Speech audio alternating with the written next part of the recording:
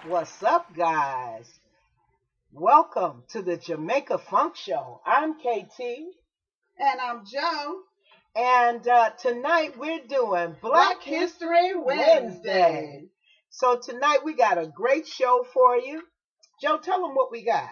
Well, tonight, my girl KT is going to be talking about, correct me if I'm wrong, because I'm not pronouncing it right, King Musa Keita? Mansa Musa. Mansa Musa. Read the description. Mansa Musa or Musa Keita. Richest person in the world at his time. Well, no. He was the richest. He was the all-time richest man in the world. Okay. They couldn't even tell you how much wealth he had. They can't even tell you how much wealth he had. It's not on this one. Yeah. And also you're going to be talking about James Authur Baldwin, the American novelist. Yes. And this is African Black History Wednesday. So do not get it mixed up thinking, what nationality is them, because they're all black. All right?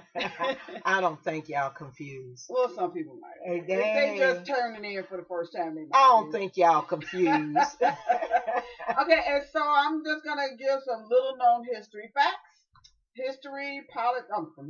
From politics, from sports, from architecture, and from technology.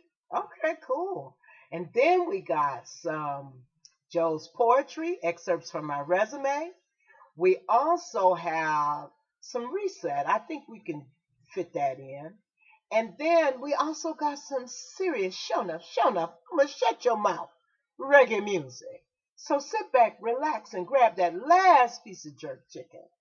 And let's get ready for some reggae music. Conversation. Yeah. And music.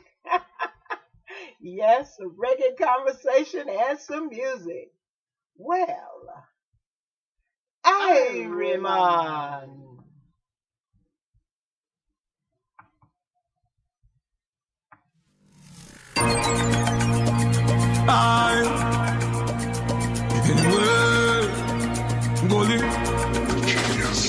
Rifle shot fly through chest. Goalie side them can't test. Everybody know I am the greatest. From me small and I grow me a dad. We know we're second hand. Class have a piece and circle come on. Grand spend on the big yard gang. White all know me think them long. Push her down where you stand. You see, I'm Brooklyn, a graveyard them belong. The thing them land and the thing them plan. Start junglist, we not drop out, we drop bomb. Yardless, we not drop out, we drop bomb. Southside, we not drop out, we drop bomb. Marvelous, we not drop out, we drop bomb. Chosen, we not drop out, we drop bomb. Waterhouse, we not drop out, we drop bomb. Spanish Town, we not drop out, we drop bomb. What if you rock Fort, bury up on the sun. Second city, me they tell you I'm a beer. Rough, tougher than clear. Look a pussy stop, puff up and pray. Cause Superman can't save the day. Then the van rifle use clear the way. A smoke a crave in here. Gunny man walk out with the key. Start spring we no play. CLM we no linger. No take suck mother and middle finger. The killers from flanker. 50 caliber we fire pan tanker. Canterbury top anchor. Rock down any town like cancer. Rose heights we a gangster. When we talk about cancer. We no drop out with a bomb. We no drop out with a bomb. Southside. We no drop out with a bomb. Marvelous. We no drop out with a bomb. Chosen. We no drop out with a bomb. Waterhouse. We no drop out with a bomb. Spanish Town. We no drop out with a bomb. What if you rock Fort, bury up on the sun? Everybody know. Everybody know. Everybody know. Rifle shot fly through chest. Goalie side them can't test. Everybody know I am the greatest.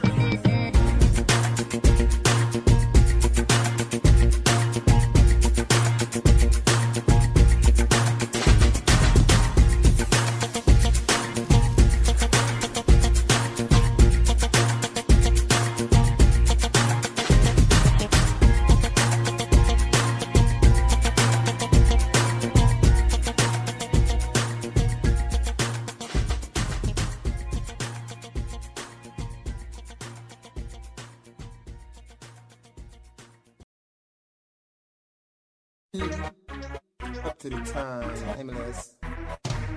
Baby, up to the time. Hey, who you are? Baby, don't play around, no. Seriously, you can't take me for clown. Never. I'm gonna Yo. Hey. Take me in, you think it easy? Who you around with? You want it easy? Take me things on, you take my money too. So take into, take in. You think it easy? Who you around with? You want it easy? You take me things on, take my money too. So take into. Four, that I feel the what not. Three, that I feel the door and the grill and the padlock. Give me 5. For the fridge and the blender on the fridge. Hey, go on bad. For the Louis Vuitton bag. Take for the goods from separate. Plus the ceramic tile and the gold plate doorknob. That I got pass you up. Take in. You think it easy?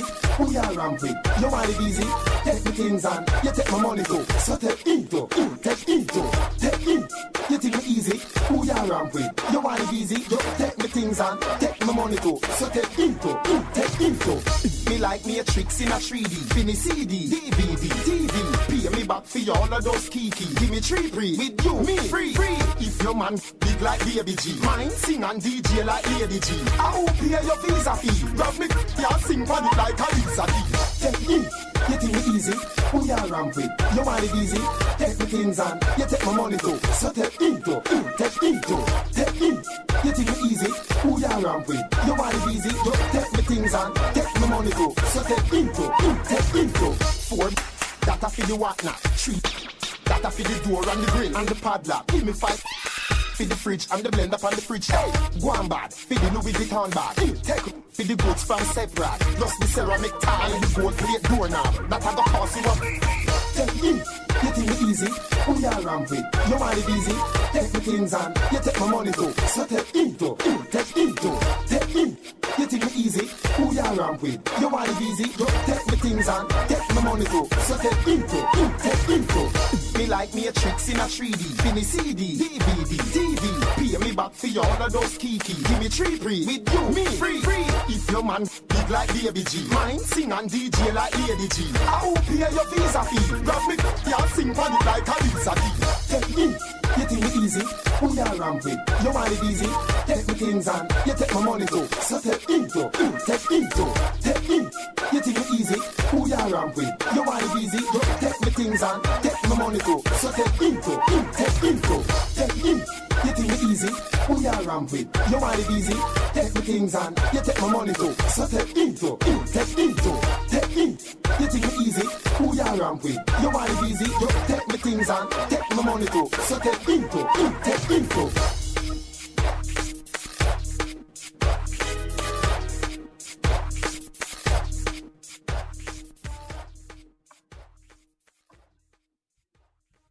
All right, guys.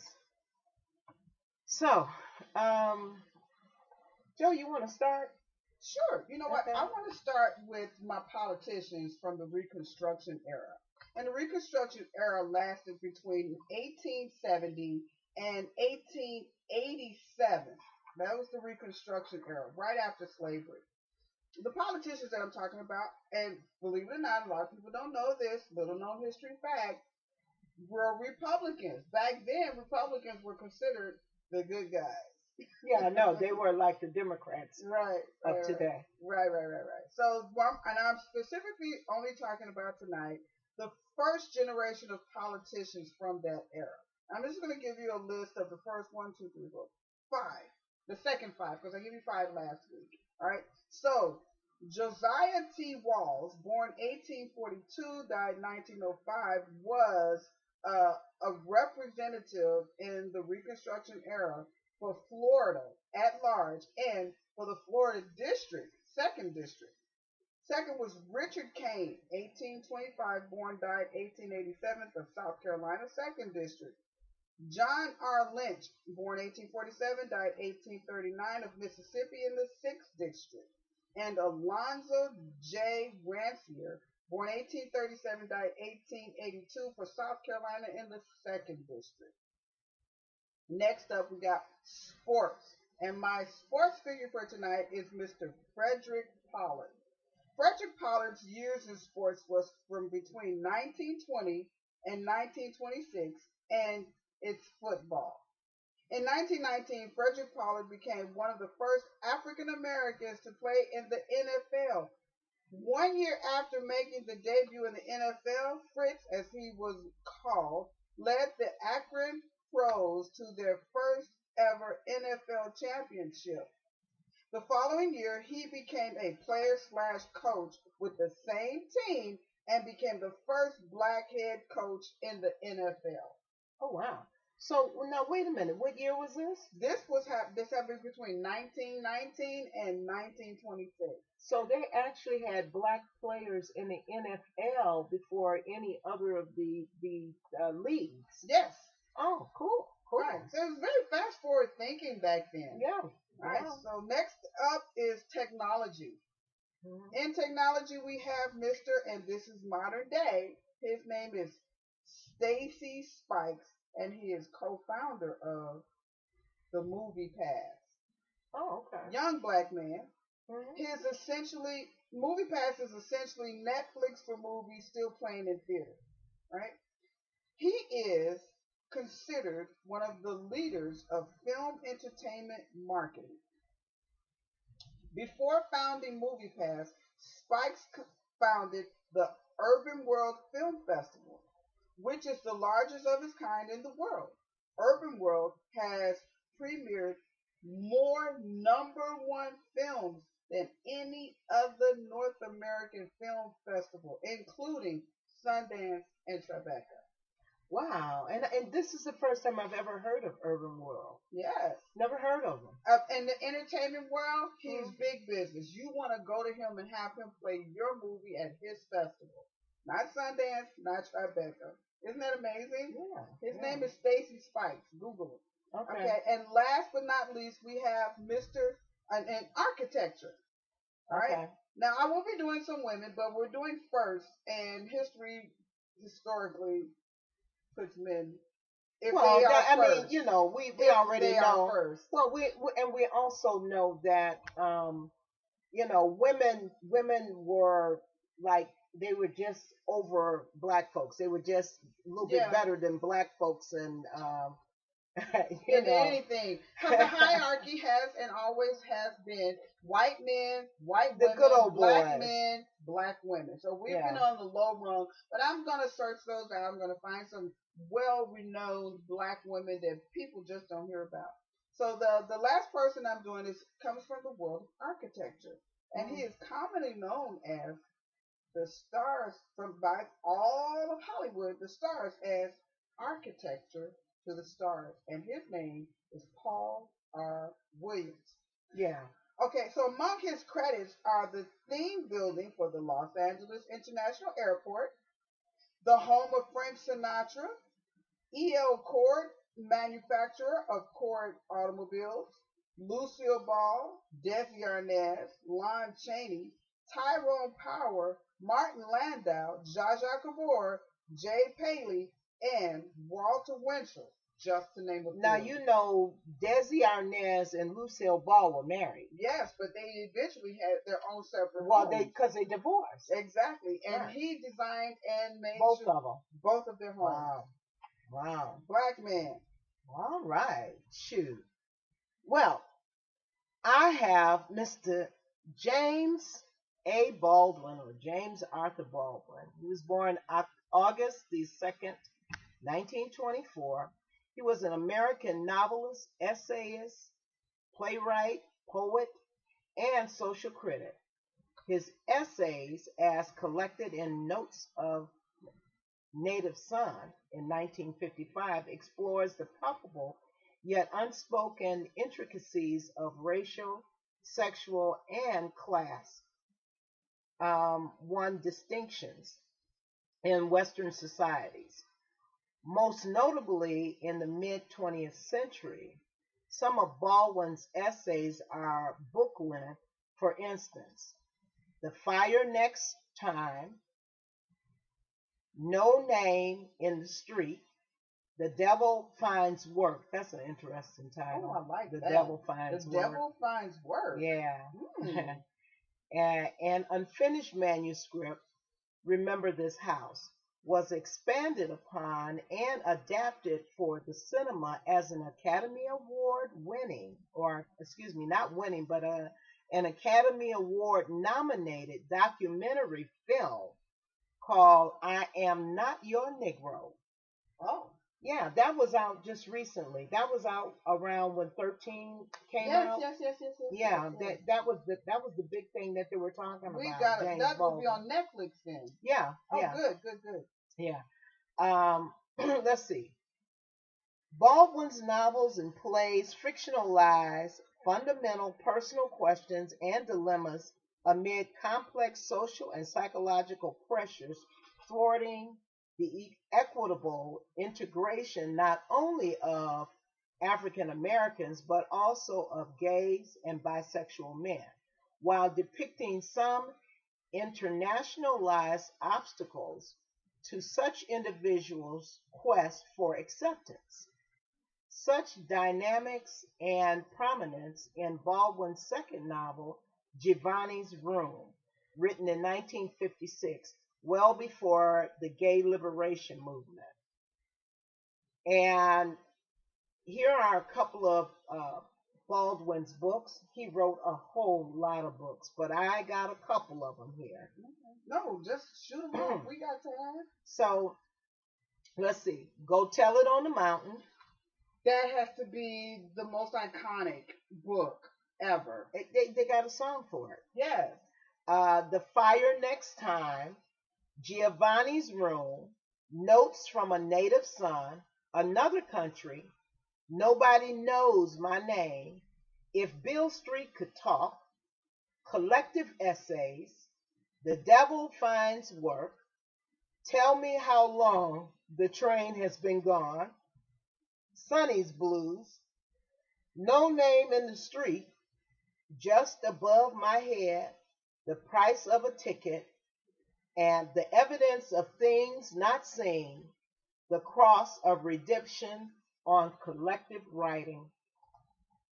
James Baldwin, once again, was born August 2nd, 1924, and he died December 1st, 1987. He was also Maya Angelou's best friend for a long time. How nice is that? Yeah, when she went into a depression, she got very depressed about someone died. I can't think of who it was that passed away. But if it wasn't for James Baldwin, she'd have been still smoldering in her, in her sadness. Yeah. Oh, I know what it was. It wasn't someone had died. What it was that Pearl Bailey said that she didn't want that nappy-headed ugly girl to be her understudy. Ah, yes. I remember you said that when you talked about that. Yeah, when she said that, she got very depressed. And but that was that when James Baldwin came and got her, he'd taken her to some of his white literary friends. And that was the start of Maya Angelou's literary career when she started writing books. So James Baldwin was pivotal in Maya Angelou's book writing career. Wow. Yeah. So he's a really, really great guy. And all of that is courtesy of Wikipedia. So guys, you're listening to KT and Joe on the Jamaica Funk Show. And we're on Spreaker.com.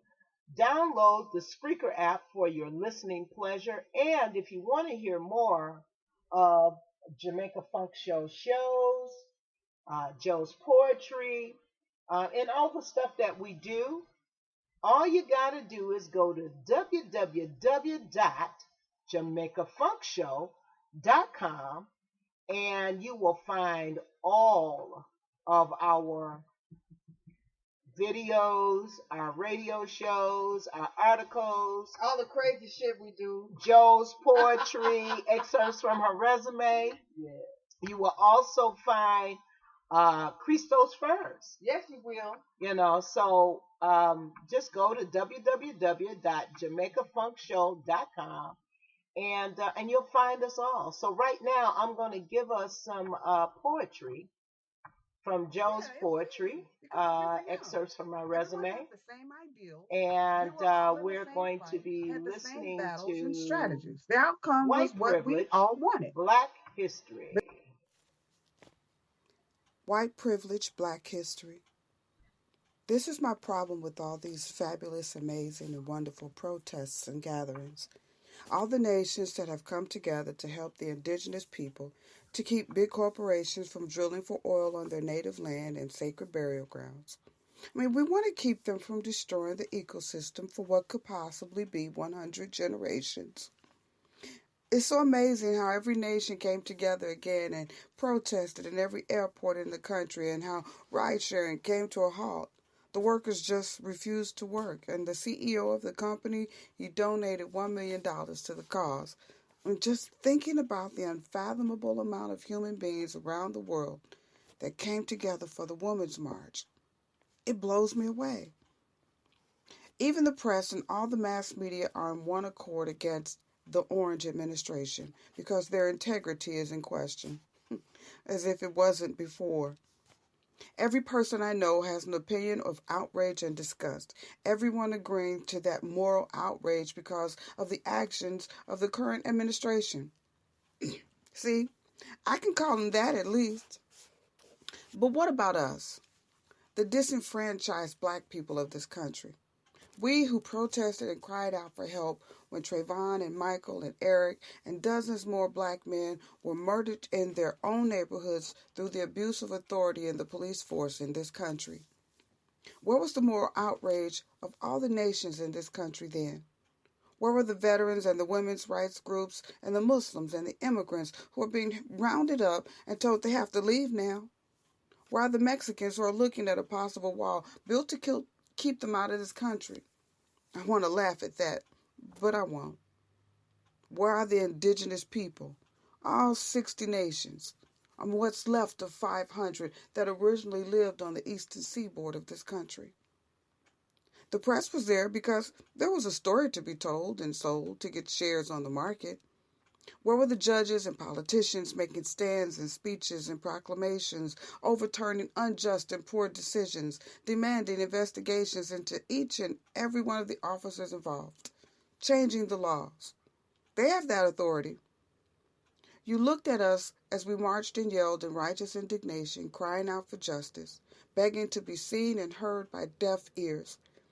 There was a dead silence for many of our non-black communities. While I really do understand that many of you do agree that the treatment of my people has been deplorable, disgusting, and inhumane, why didn't you come out in droves and become that protective shield that everyone else has with your white privilege? If you all just showed up, that protest would have went differently. But you didn't.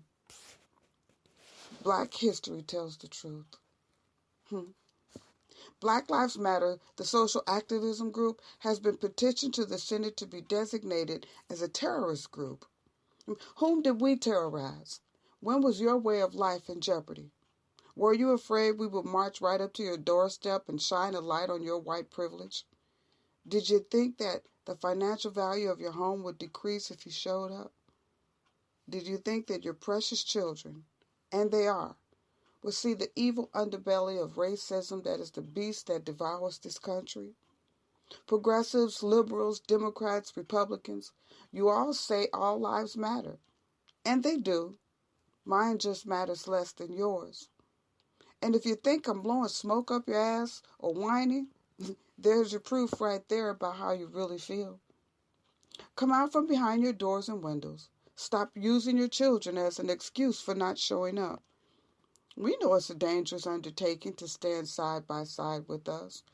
We know because we are that underbelly of hatred. We are the disenfranchised. I know you're afraid that the police will not see your white privilege and shoot you too. But this is what we face every day. Do I have to remind you of the bodies hung on trees, metaphorically called strange fruit? We're that strange fruit. Do I have to continue to draw your attention to the young black men burned on a cross and laid on a heap of smoldering wood while white privilege stands around gawking at him, proud of what they've done? Do I have to show you Philip Castile, dying from a gunshot wound on social media video from a police officer who saw him as a threat to society and not a father of the child in the back seat or the wife of the mother in the front seat behind the wheel, begging him to stay alive through the mere virtue of his own will. He died anyway, and the wife was handcuffed, the child taken, temporarily. However, we are called terrorists, and you buy into it. Why? What terrors in the night have we brought upon you? Do you lay awake at night thinking, I could just join that march, it would have made a difference? But the police might not have seen my white privilege. All they may see is, what? Human beings standing for the rights of other human beings? You have the power to make the powers that be see me as a human being. You have the power to turn aside the tide of racism to love and acceptance of your fellow man. You used it on the righteous indignation you felt when immigrants were banned from our country. You used it when you heard a wall was being built to keep out our southern brothers from another mother. You felt it when the rights of women were being stepped on for the umpteenth time in the greatest march in the history of protests. But when we get together to protest the hypocrisy of our government, the unjust treatment of our people, the genocide of a nation, you go stone cold silent. We continue to cry out for help for all the unjust, discriminatory, and outright hateful actions against us. And you know that they are. Okay, guys. So, next up, you're listening to the Jamaica Funk Show with Katie and Joe. We're doing Black History Wednesday, and we do Black History Wednesday every Wednesday night at 9:15 until 10 o'clock.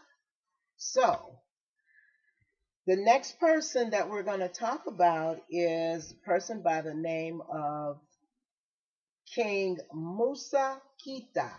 They know him as, or he was known as Mansa Musa. He's an African king, and he was around 1375. Let's see, wait a minute. He was in power 1312 to around, they said somewhere around 1375.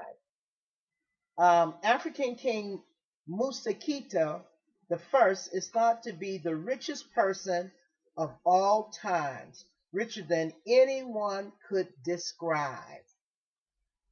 Literally, his fortunes were incomprehensible. Times Jacob Davison writes, there's really no way to put an accurate number on his wealth. He ruled the Malay Empire in the 14th century, and his land was laden with lucrative natural resources, most notably gold. His vast wealth was only one piece of his rich legacy, reports Jessica Smith in a TED Ed original lesson. Let's see, the legendary king, and to see what, oh, well, wait a minute. What happened? It just got stupid on me. I'm sorry, guys. She really knows what she's talking about. That's what happened when you depend on print. Listen, Musa Keita came into power in 1312 when he was crowned. He was given the name Mansa, meaning king. At the time, much of Europe was famished and in the middle of a civil war, but many African kingdoms were thriving. While in power, Mansa Musa expanded the borders of his empires tremendously. He annexed the city of Timbuktu. Wait, stop. The infamous Timbuktu. Everybody's like, Timbuktu, and it's still there today. And he has colleges there that he established during his reign. They're still standing to this day. I think that's very notable because when we joke about Timbuktu, and it shouldn't be a joke. This man established a foundation and I'm using a double conundrum right now. Mhm. But he established a foundation that no matter who says it, when they say it, or how they say it, it's going to date back to him. Yeah. Well, I love that. and he reestablished power over Geo. All in all, his empire stretched 2,000 miles. Mansa Musa was in charge of a lot of land. To put into perspective, he ruled all of modern day, what is that? What's what? Right there. Mauritania.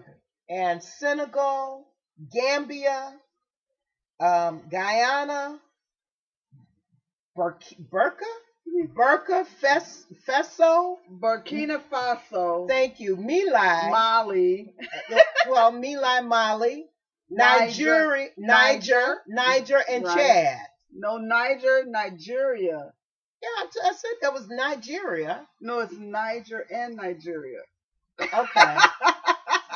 Niger and Nigeria and Chad. There we are. Okay, the rest of the world caught wind of his great fortune in 1324 when he made nearly 4,000-mile pilgrimage to Mecca. He didn't do it on the cheap. Not one travel on a budget. He bought a caravan stretching as far as the eye could see. Chronicles describe the entourage of 10,000 soldiers. Tens of thousands. Yep, tens of thousands soldiers, civilians and slaves, 500 herald bearing gold. Gold staffs. Right. And, what? Yeah. 500? Those are like messengers. Right. What? And dressed in fine silk. They were bearing gold staffs and dressed in fine silk. They have to wear those little funky little caps. Wait a minute. And many camels and horses bearing an abundance of gold bars. Wait a minute. Let me get this straight. This man traveled with his money. He had so much of it, he could afford it. They say he didn't travel on the cheap. Criminy cupcakes. Okay, moving on. One of his stops in Cairo, he spent so much gold and donated so much money to the poor that he caused mass inflation. Girl, yeah. Wait a minute. Wow. So just because we have time, I need to ask this question. Mass inflation is caused by putting too much gold on the market? Well, money with the poor. I'm still not according to him. You know I don't do math like most people. Well, I think what it is. I think what it is. I think what it was that I'm not sure. He had so much gold that he put so much gold in the market. No, this is what he did. It said on his stop to Cairo, he spent so much gold and donated so much money to the poor that he caused mass inflation. So he had too much. There was too much gold in the market. In the economy. I don't know. That's insane. I can't answer that question. Oh, it said it would take years for the city to fully recover from the currency crisis. Oh, crap. We should make sure you mention that tomorrow on tomorrow night's show. Yeah. Yeah. The extravagant journey put Mansa Musa on the map quite literally. Material riches weren't the king's only concern, says Smith. As a devout Muslim, he took a particular interest in Timbuktu, and he urbanized the city of Timbuktu by building schools, mosques, and major universities, and they are still there today. So this man was not just rich. He was not just a king. He traveled the world, and it sounds like beyond his own realm. And he was an entrepreneur with his money, helping others. Well, he was a philanthropist with his money. Okay, we can say it that way. I mean, the poor man is an entrepreneur, the rich man is a philanthropist. No, he would be a philanthropist whether if you donate money, if you give money to the poor and what have you, you considered a philanthropist. I don't care if you're rich or middle class Well, and I got was enough making money a to joke give away. too, so you're supposed to laugh at it. The poor man is called broke. You're supposed to laugh at it. It was a joke because the poor man is an entrepreneur. He does not have the ability to be a philanthropist by no stretch of the imagination. Well, he has the ability to be a philanthropist, just not with money. He can do philanthropy in deeds. And we don't really realize that, you can give in deeds as well as give in of your wealth. Right. Well, and that's very true. But, when you think of the poor man, and we are talking Black History Wednesday, I am amazed at the amount of Black people in this country, because that's what we want to call ourselves. Many of us don't even realize that we're probably not African. We're probably of another race mixed with something else, and we are who we are. But they give up themselves of what they have. It's not money sometimes, but they make their name in history for the things that they do. Yeah. Well, guys, we just want to say thank you for joining us this evening. We're going to round this evening out. We're going to play some reset, take you out with some reset, give you a little positive mental reinforcement. Without you, there is no us. So thank you for showing up to listen to the show tonight. And join us tomorrow for KT, Joe, and Christos. And we'll be streaming live on the Jamaica Funk Show on, Jamaica Funk Show with KT on Facebook. So, having said all of that, God bless you and good night. Well, Iron.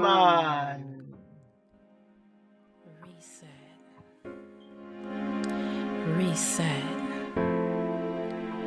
Reset.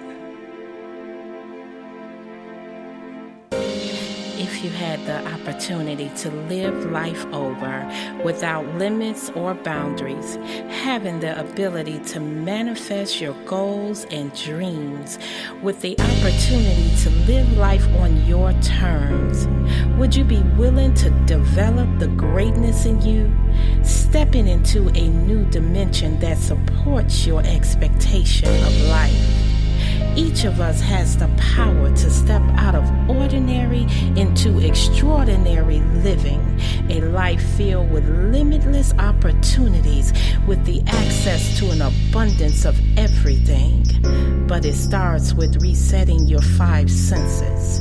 See, our 5 senses gives us the ability to hear, see, taste, smell, and hold.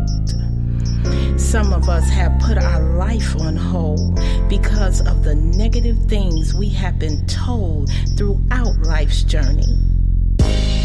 What we have seen and heard have caused us to put up roadblocks, leading us down the path called Impossibility Boulevard, detouring us from smelling the roses, tasting and partaking in the beauty of unlimited possibilities that life has to offer.